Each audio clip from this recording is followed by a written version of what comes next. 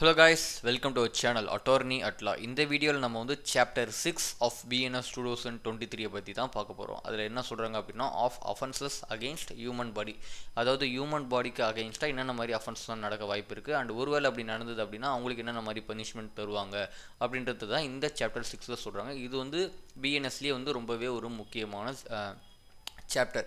ஏன்னா மேக்ஸிமம் வந்து இந்த மர்டர், இந்த கல்பபிள் ஹோமிசைட் அதெல்லாம் வந்து இந்த சாப்டருக்கு அடியில் தான் சொல்லியிருப்பாங்க. அண்ட் தென் வந்து ஒரு ரியல் லைஃப்லையுமே வந்து நீங்கள் எஃப்ஐஆர்ஸ்லாம் எடுத்து ரெஃபர் பண்ணும்போது இந்த சாப்டரில் சொல்லப்பட்டிருந்த செக்ஷன்ஸ்லாம் நீங்கள் வந்து அதில் நிறையா பார்க்கலாம். ஸோ ஒரு லா ஸ்டூடெண்ட்டாக இருக்கீங்க அப்படின்னா நீங்கள் கண்டிப்பாக தெரிஞ்சிக்க வேண்டிய ஒரு சாப்டர் தான் இந்த சாப்டர் 6. அதுலேயுமே வந்து ரொம்ப ஒரு குரூஷியலான டாபிக் அப்படின்னு பார்த்தீங்கன்னா இந்த 100 அண்ட் 101 இதில் வந்து கல்பபிள் ஹோமிசைட்னா என்ன அண்ட் மர்டர்னா என்ன அப்படின்ற மாதிரி சொல்லியிருக்காங்க. ஸோ இது ஏன் ரொம்ப குரூஷியல் அப்படின்னு சொல்கிறேன் அப்படின்னா இதோட டிஃப்ரென்ஸ் அப்படின்றது வந்து ரொம்பவே வந்து நம்ம மெயினாக தெரிஞ்சிக்க வேண்டிய ஒரு விஷயம். ஏன்னா வந்து ரெண்டுமே வந்து மீனிங் வந்து பார்க்கும்போது ரொம்ப சிமிலராக தான் இருக்கும், கல்பபிள் ஹோமிசைடும் மர்டரும். பட் ஆனால் ஒரு ஸ்லைட்டர் சேஞ்ச் தான் வந்து ஒரு அஃபென்ஸை வந்து கல்பபிள் ஹோமிசைடாகவும் இன்னொரு அஃபென்ஸை மர்டராகவும் மாற்றுது. ஸோ அது வந்து நம்ம இந்த டெஃபினேஷன்ஸ் அண்ட் இல்லஸ்ட்ரேஷன்ஸ் படிக்கும்போது நமக்கு புரியும். ஸோ இந்த வீடியோவை ஸ்கிப் பண்ணாமல் கடைசி வரைக்கும் பாருங்கள், அப்போ தான் உங்களுக்கு இந்த டிஃப்ரென்ஸ் வந்து நல்லா புரியும்.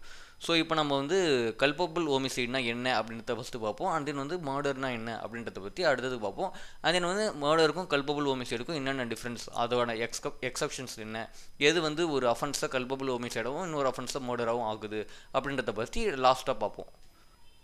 இந்த கல்பபிள் ஹோமிசைடில் என்ன சொல்கிறாங்க அப்படின்னா over causing death by doing an act, அதாவது வந்து ஒரு செயல் செய்யறது மூலிமா ஒரு பர்சன் இன்னொரு பர்சனை கொல்றாரு அப்படின்னா அது வந்து கல்பபிள் ஹோமிசைடில் வரும். With the intention of causing death, அதாவது வந்து அந்த செயல் செய்யும்போது அவருக்கு வந்து கொல்லணும் அப்படின்ற நோக்கம் இருக்கணும். Or with the intention of causing bodily injury as it likely to cause death, அதாவது வந்து ஒரு பர்சன் இன்னொரு பர்சனை வந்து ஒரு பாடிலி இன்ஜுரி கிரியேட் பண்ணுறாரு, ஒரு உடம்புல வந்து ஒரு பெரிய காயத்தை உருவாக்குறாரு. வித் த இன்டென்ஷன், அந்த காயம் வந்து அவங்களோட மரணத்துக்கு வழிவகுக்கும் அப்படின்ற அந்த நோக்கத்தோடு அந்த காயத்தை உருவாக்குறாரு அப்படின்னா அது வந்து கல்பபிள் ஹோமிசைடில் வரும். அடுத்து என்ன சொல்கிறாங்க அப்படின்னா or with the knowledge that he is likely to such act to cause death commit the offence of culpable homicide அப்படின்ற மாதிரி சொல்லி முடிக்கிறாங்க. அதாவது வந்து ஒரு பர்சன் வந்து இன்னொரு பர்சனை ஒரு இன்டென்ஷனோட இவங்களை கொல்லணும் அப்படின்ற நோக்கத்தோட ஒரு செயல் செய்கிறாங்க, அதோட கான்சிக்வன்ஸாக அந்த பர்சனும் இறந்து போகிறாங்க அப்படின்னா அது வந்து கல்பபிள் ஹோமிசைட் அப்படின்ற டெஃபினேஷனுக்குள்ளே வரும். அண்ட் இந்த இல்லஸ்ட்ரேஷன்ஸ் படிக்கும்போது உங்களுக்கு வந்து இன்னும் நல்லா புரியும். அந்த இல்லஸ்ட்ரேஷன் ஏல என்ன சொல்கிறாங்க அப்படின்னா ஒரு பள்ளம் இருக்குது, அந்த பள்ளத்தில் ஏ அப்படின்ற ஒரு பர்சன் என்ன பண்ணுறாங்க அப்படின்னா அந்த பள்ளத்தை மூடுற மாதிரி ஒரு இலை தழைகள்லாம் போட்டு கவர் பண்ணிடுறாங்க.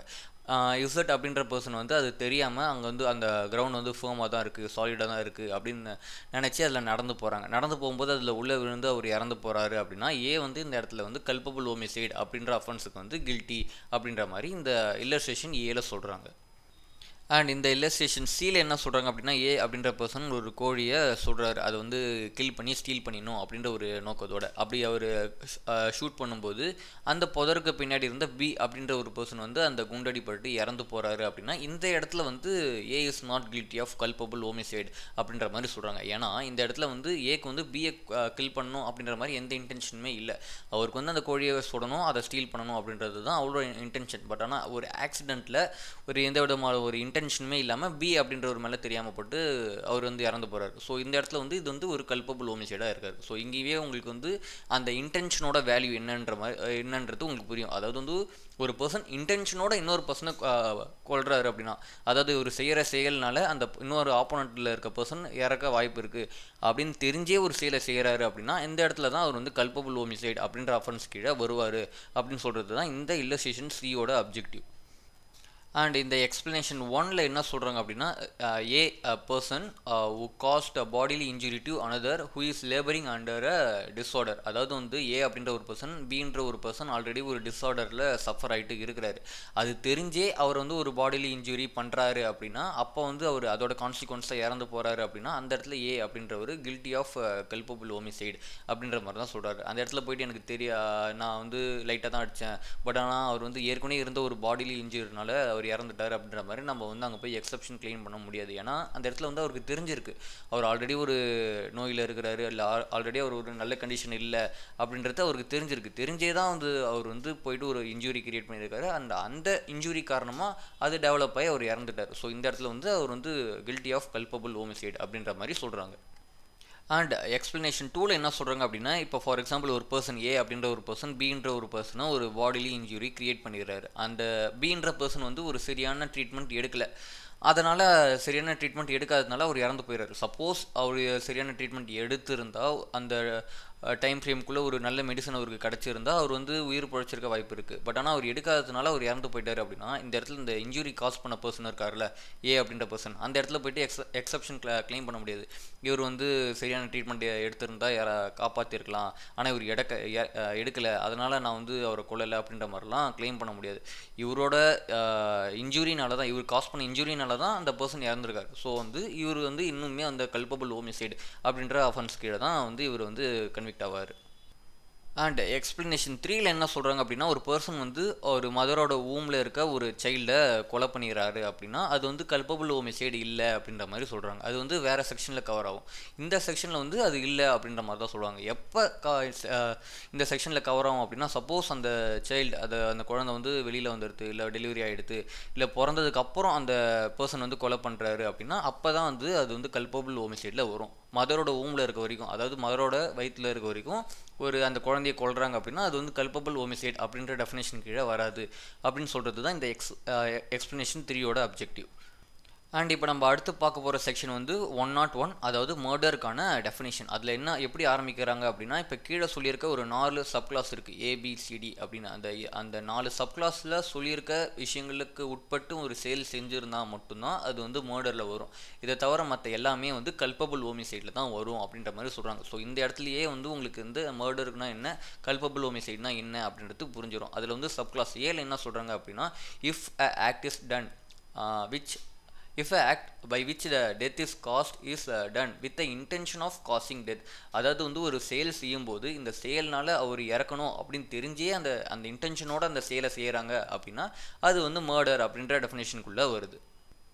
அண்ட் இந்த சப்கிளாஸ் பியில் என்ன சொல்கிறாங்க அப்படின்னா, if the act by which the death is caused is done with the intention of causing such bodily injury, அதாவது வந்து ஒரு செயல் செய்யும்போது இந்த செயல்னால, அதாவது இந்த பாடிலி இன்ஜுரி கிரியேட் பண்ணுறதுனால அந்த செய்யப்படுற நபர் இருக்கார்ல அவர் இறந்து போவார் அப்படின்னு தெரிஞ்சே அந்த இன்டென்ஷனோட அந்த பாடிலி இன்ஜுரியை கிரியேட் பண்ணுறாங்க அப்படின்னா அந்த இடத்துல வந்து அது வந்து மர்டர் அப்படின்ற மாதிரி சொல்கிறாங்க. அண்ட் சப்கிளாஸ் சியில் என்ன சொல்கிறாங்க அப்படின்னா, if the act by which the death is caused is done with the intention of causing bodily injury to any person or a bodily injury intending to inflict is sufficient in the ordinary course of nature to cause death, அதாவது வந்து ஒரு ordinary course, அதாவது ஒரு normal பர்சனை இந்த செயல் செய்யறது மூலிமா இல்லை இந்த இன்ஃபெக்ஷன் காஸ் பண்ணுறது மூலிமா அவர் வந்து இறக்க வாய்ப்பு இருக்குது அப்படின்ற மாதிரி இருக்குது அப்படின்னா அந்த செயலை செய்கிறாரு அப்படின்னா அந்த இடத்துல வந்து அவர் வந்து மர்டர் பண்ணியிருக்காரு அப்படின்ற மாதிரி எடுத்துப்பாங்க. அதாவது வந்து அது கல்பபிள் ஹோமிசைடு இல்லை, மர்டர் அப்படின்ற டெஃபினேஷனுக்குள்ளே வந்துடும். அண்ட் இந்த சப்கிளாஸ் டீல் என்ன சொல்கிறாங்க அப்படின்னா, if the person committing the act by which the death is caused knows that it is so immediately dangerous that it might in all possibly cause death, அதாவது வந்து ஒரு person ஒரு செயல் செய்கிறாரு, அந்த செயல் செய்கிறதுனால இதோட விளைவாக இம்மிடியேட்டாக வந்து ஒரு டெத் நடக்க வாய்ப்பு இருக்குது, இல்லை இம்மிடியேட்டாக ஒரு பாடிலி இன்ஜுரி நடக்கும், அந்த இன்ஜுரினால் அவர் வந்து இறக்க வாய்ப்பு இருக்குது அப்படின்னு தெரிஞ்சே ஒரு செயலை செய்கிறாரு அப்படின்னா அதுவுமே வந்து மர்டர் அப்படின்ற டெஃபினேஷனில் வந்துடும் அப்படின்ற மாதிரி இந்த 4 சப்கிளாஸில் எதெல்லாம் மர்டருக்குள்ளே வரும் எதெல்லாம் மர்டரில் வராது அப்படின்ற மாதிரி சொல்லிடுறாங்க. அதாவது வந்து எல்லா கொலையுமே வந்து கல்பபிள் ஹோமிசைடு தான். அண்ட் அந்த கல்பபிள் ஹோமிசைடில் இந்த 4 கண்டிஷன் அப்ளிகபிள் ஆச்சு அப்படின்னா அது வந்து நமக்கு மர்டர் அப்படின்ற டெஃபினேஷனுக்குள்ளே வந்துடும். அதுக்கான பனிஷ்மெண்ட் அப்படின்றது ஹையராக இருக்கும். ஸோ இதுதான் வந்து இந்த செக்ஷன் 100 அண்ட் 101க்கான வித்தியாசம். அண்ட் உங்களுக்கு இந்த இடத்துல ஒரு டவுட் வரலாம், அதாவது வந்து போத் 100ல் சொல்லியிருக்க டெஃபினேஷனும் 101ல் சொல்லியிருக்க டெஃபினேஷனும் ஒரே மாதிரி தான் இருக்குது, எப்படி இந்த டிஃப்ரென்ஸை புரிஞ்சிக்கிறது அப்படின்ற மாதிரி உங்களுக்கு நிறைய பேருக்கு டவுட் இருக்கலாம். பட் ஆனால் இதில் நீங்கள் பார்க்கும்போது ஒரு சர்டைன் ஒரு 5 எக்ஸப்ஷன்ஸ் இருக்குது. ஸோ இந்த எக்ஸப்ஷன்ஸ்லாம் வந்தது அப்படின்னா, இந்த எக்ஸப்ஷன்ஸ்லாம் அந்த அஃபென்ஸ் கவர் ஆச்சு அப்படின்னா அது வந்து கல்பபிள் ஹோமிசைட். அது என்னென்ன அப்படின்னா, ப்ரொவகேஷன், அதாவது வந்து ஒரு பர்சன் தூண்டுறாரு, அதாவது வெறுப்பேற்றுறாரு இன்னொரு பர்சனை, அந்த ப்ரொவகேஷனால் அந்த பர்சன் போய் அவரை கொல்றாரு அப்படின்னா அந்த இடத்துல வந்து அது வந்து மர்டர் ஆகாது, கல்பபிள் ஹோமிசைடாக தான் இருக்கும். ஏன்னா வந்து வரும்போது அவருக்கு வந்து கொல்லணும் அப்படின்ற இன்டென்ஷனோட வரல. பட் ஆனால் இவர் பண்ணுற ப்ரொவகேஷனால தான் வந்து அவர் கொல்றாரு. ஸோ இது வந்து கல்பபிள் ஹோமிசைடு தான், மர்டர் இல்லை. அண்ட் செகண்ட் எக்ஸப்ஷன் என்ன சொல்கிறாங்க அப்படின்னா exceeding the power of self defence. அதாவது நம்ம ப்ரைவேட் டிஃபென்ஸாக பார்த்துருப்போம், அதுக்கான லிங்க் டிஸ்கிரிப்ஷனில் இருக்குது, பார்க்காதவங்க செக் பண்ணுறங்க. அதில் வந்து செல்ஃப் டிஃபென்ஸை வந்து என்ன சொல்லுவாங்கன்னா தேவையான அளவு தான் நம்மளோட செல்ஃப் டிஃபென்ஸை நம்ம வந்து எக்ஸசைஸ் பண்ண முடியும், தேவைக்கு அதிகமாக பண்ண முடியாது. ஃபார் எக்ஸாம்பிள் ஒரு பர்சன் அடிக்க வராரு அப்படின்னா அவர் வந்து கத்தியால் எடுத்து கொலை பண்ணிட்டாங்க அப்படின்னா அந்த இடத்துல வந்து செல்ஃப் டிஃபென்ஸ் அப்படின்ற பவரை நம்ம எக்ஸீட் பண்ணியிருக்கோம். ஸோ அது வந்து மர்டரில் வராது, கல்பபிள் ஹோமிசைடில் தான் வரும் அப்படின்ற மாதிரி சொல்கிறாங்க. ஏன்னா இந்த இடத்துல வந்து கொல்லணும் அப்படின்ற இன்டென்ஷனில் அவர் இல்லை, பட் ஆனால் அவர் தற்காப்பு பண்ணிக்கணுன்றதுக்காக ஓவராக பண்ணிடுறாரு. ஸோ அது வந்து கல்பபிள் ஹோமிசைடில் தான் வரும் அப்படின்ற மாதிரி சொல்கிறாங்க. அண்ட் தென் வந்து பப்ளிக் சர்வெண்ட், அதாவது மூணாவது எக்ஸப்ஷன், பப்ளிக் சர்வெண்ட் அவரோட பவரை மீறி போயிட்டு ஒரு செயலை செய்கிறாரு, அதாவது அல்ட்ரா வைரஸாக செய்கிறாரு அப்படின்னா அதுவுமே வந்து கல்பபிள் ஹோமிசைடில் தான் வரும். ஃபார் எக்ஸாம்பிள் ஒரு போலீஸோட வேலை போய் அரெஸ்ட் பண்ணுறது அப்படின்னு இருக்கும்போது அவர் போய் என்கவுண்டர் பண்ணிடுறாரு அப்படின்னா அது வந்து கல்பபிள் ஹோமிசைடில் தான் வரும். அண்ட் தென் வந்து ஃபோர்த்தில் வந்து சடன் ஃபைட், ஒரு பேசிட்டே இருக்காங்க திடீர்னு ஒரு சண்டை வந்தது அதனால் ஒரு கை கலப்பாகி இறந்துறாரு அப்படின்னா அதுவுமே வந்து கல்பபிள் ஹோமிசைடில் தான் வரும். அண்ட் தென் வந்து லாஸ்ட்டாக சொல்லியிருக்கிறது கன்சென்ட், அதாவது ஒரு ஏ அப்படின்ற பர்சன் அவரே கொல்ல சொல்லி பீன்ற பர்சன்கிட்ட சொல்கிறாரு, ஒரு கன்சென்ட் கொடுத்து ஒரு வேலையை செய்ய சொல்லி சொல்கிறாரு அப்படின்னா அதை அந்த கன்சென்ட் ஆல் அந்த பீன்ற பர்சன் ஏவை கொள்றாரு அப்படின்னா அது வந்து மர்டரில் வராது, அது வந்து கல்பபிள் ஹோமிசைடில் தான் வரும். ஸோ இதுதான் வந்து மர்டர் அண்ட் கல்பபிள் ஹோமிசைடுக்கான டிஃப்ரென்ஸ். ஸோ இதுதான் வந்து இந்த வீடியோவில் வந்து நீங்கள் கல்பபிள் ஹோமிசைட்னா என்ன, மர்டர்னா என்ன அப்படின்றத பற்றி பார்த்துப்போம். ஸோ நம்மளோட அப்கமிங் வீடியோஸில் அதுக்கான பனிஷ்மெண்ட்லாம் என்ன அண்ட் அதில் இருக்கிற ஃபர்தர் ப்ரொவிஷன்ஸ்லாம் என்ன அப்படின்றத பற்றி நம்ம டிஸ்கஸ் பண்ணலாம். ஸோ அதெல்லாம் நீங்கள் மிஸ் பண்ணாமல் பார்க்கணும் அப்படின்னு நினச்சிங்கன்னா நம்ம சேனலை சப்ஸ்கிரைப் பண்ணி வச்சுக்கோங்க. தேங்க்யூ ஃபார் வாட்சிங்.